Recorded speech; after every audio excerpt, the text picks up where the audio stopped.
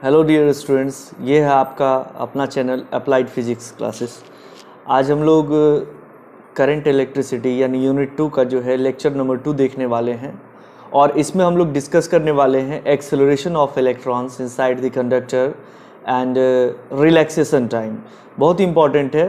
तो चलो आज का वीडियो हम लोग शुरू करते हैं, आज का लेक्चर। तो आप लोग ध्यान दीजिए, यहाँ पर आप लोग को हम बताए हैं कि जैसे सपोज करो कि ये हमारे पास कंडक्टर वायर है, ओके ये कंडक्टर है। अब कंडक्टर के अंदर अभी तो हमने कोई इलेक्ट्रिक फील्ड नहीं लगाया है, अभी कोई इलेक्ट्रिक फील्ड हमने नहीं इस्टेब्लिश किया है। तो इसके अंदर का जो इलेक्ट्रॉन्स है वो हम लोगों ने पढ़ा है ड्यू टू थर्मल एनर्जी इसका मोशन होता है ना। कैसा मोशन होता है थर्मल एनर्जी के कारण? तो ड्यू टू थर्मल एनर्जी इसका जो मोशन होता है वो रैंडम मोशन होता है। कैसा मोशन होता है? रैंडम मोशन होता है। यानी कुछ इलेक्ट्रॉन्स अगर जैसे इधर मूव कर रहा है तो कुछ इधर मूव कर रहा है, ठीक है। इस तरीके से रैंडम मोशन होता है, कोई किधर जा रहा है कोई किधर जा रहा है। अब ये बताओ, ये रैंडम मोशन कौन से एनर्जी के कारण है? थर्मल एनर्जी के कारण। तो जो इसका वेलोसिटी बनता है, अब due to thermal energy velocity बन रहा है, देयरफॉर उस वेलोसिटी को हम लोग क्या कहेंगे? Thermal velocity. कौन सा वेलोसिटी है वो है हमारा थर्मल वेलोसिटी। एंड हम लोग ये भी जान रहे हैं कि नेट थर्मल वेलोसिटी जो है वो 0 होता है इनसाइड दी कंडक्टर। इलेक्ट्रॉन्स का जो नेट टोटल थर्मल वेलोसिटी होगा वो 0 होगा। दैट मीन्स जैसे मान लो एक इलेक्ट्रॉन का थर्मल वेलोसिटी u1 है, दूसरे का u2 है, इस तरीके से nवां इलेक्ट्रॉन का थर्मल वेलोसिटी un है, तो नेट वेलोसिटी थर्मल वेलोसिटी क्या होगा? हमारा 0 होगा। ये चीज आप लोगों को ध्यान रखना है। चलो इतना बात हो गया, तो ये चीज ध्यान रखना, ये कब है?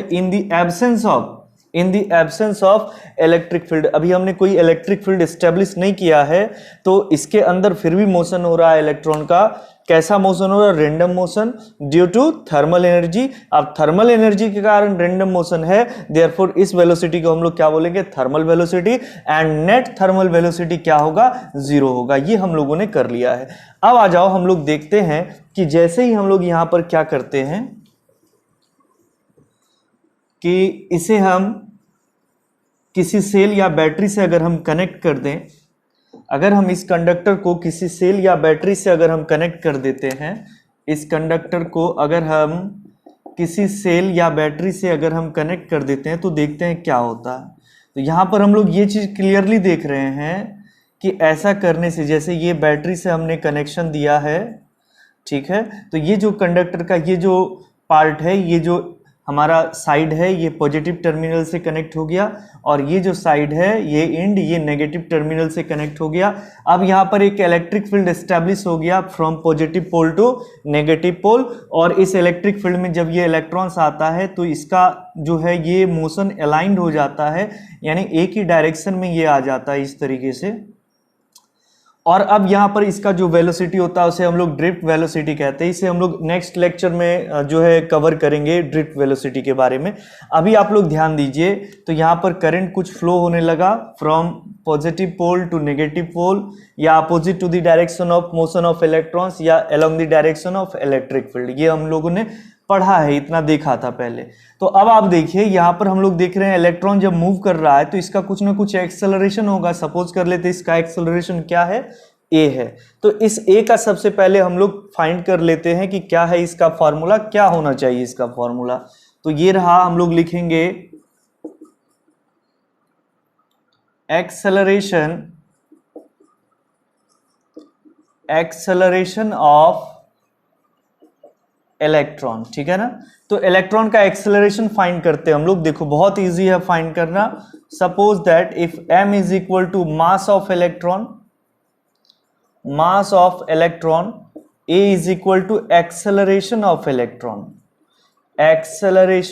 इलेक्ट्रॉन, ये अगर हम सपोज कर लेते हैं तो देयरफॉर हम लोग फोर्स का फॉर्मूला जानते हैं, F is equal to m into a. Equation number क्या मान लेते हैं इसको हम लोग? फर्स्ट। इसके बाद हम लोग जान रहे हैं if E is equal to electric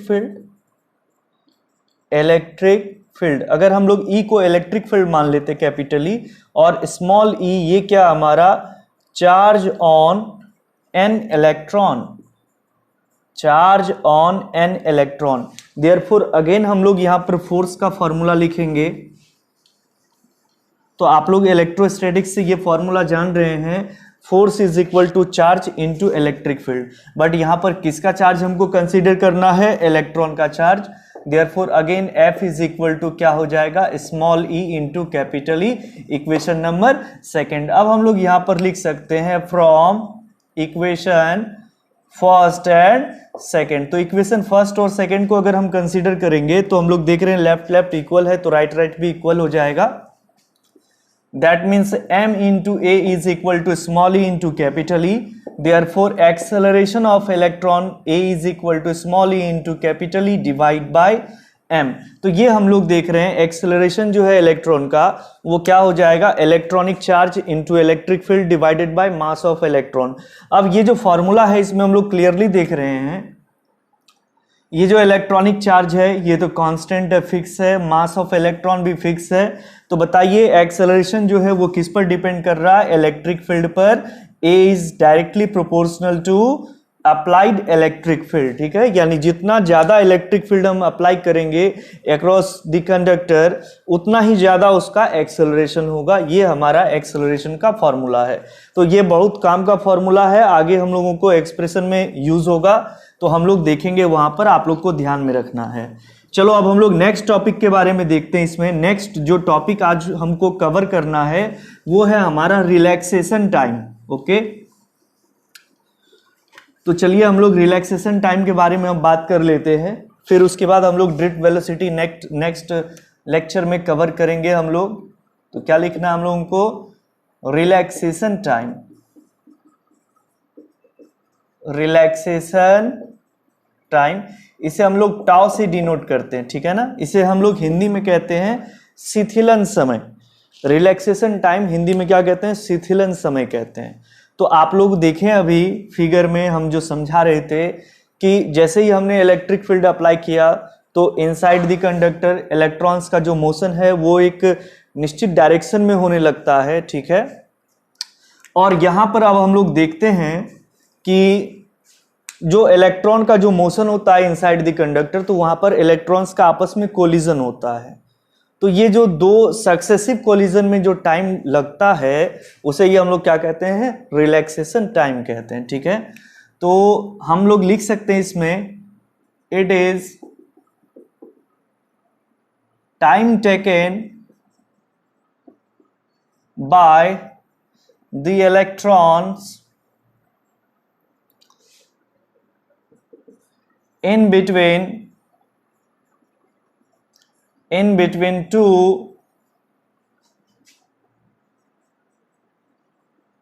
two successive collision, ठीक है ना।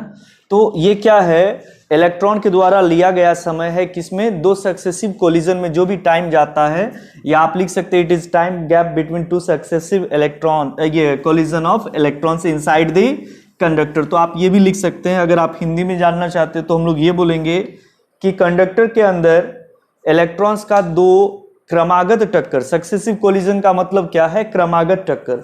तो दो क्रमागत टक्कर में जो समय लगेगा उसे ही हम लोग रिलैक्सेशन टाइम कहेंगे, और हम लोग इसे टाउ से डिनोट करते हैं। रिलैक्सेशन टाइम को हम लोग टाउ से डिनोट करते हैं, और ये चूंकि टाइम है तो इसका यूनिट आप लोग जान रहे हैं सेकेंड होता है।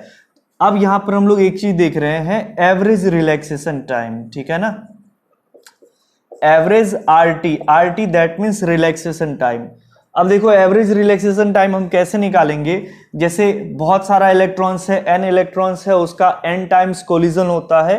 तो हम लोग सपोज कर लेते हैं ये रहा पहला इलेक्ट्रॉन का रिलैक्सेशन टाइम टाउ 1, फिर अगेन टाउ 2, इस तरीके से nवां टर्म का tau n divided by n से हम अगर इसको डिवाइड करेंगे तो ये हमारा एक तरीके से एवरेज रिलैक्सेशन टाइम का फॉर्मूला आ जाएगा, where n is equal to number of collision, जहां पर n क्या है हमारा? नंबर ऑफ क्या है? कोलिजन है, यानी टक्करों की संख्या। बहुत इजी है। तो आज हम लोगों ने ये इतना पॉइंट्स को कवर किया है। तो आप लोग ध्यान रखिए, जैसे एक्सेलरेशन का हमने फॉर्मूला पढ़ा which is a is equal to small e into capital E divided by m। After that हमने रिलैक्सेशन टाइम पढ़ा, और इससे पहले हमने देखा नेट थर्मल वेलोसिटी क्या होता है, जीरो। तो ये जितने भी पॉइंट्स हैं, नेट थर्मल वेलोसिटी क्या बोले हम, जीरो होता है। तो ये जितना भी पॉइंट्स है ये आप लोग ध्यान में रखिए। नेक्स्ट जो लेक्चर अपलोड होगा, नेक्स्ट जो लेक्चर हम बनाएंगे, उसमें ये सब फार्मूला यूज होने वाला है। चलो ठीक है, ओके, थैंक यू।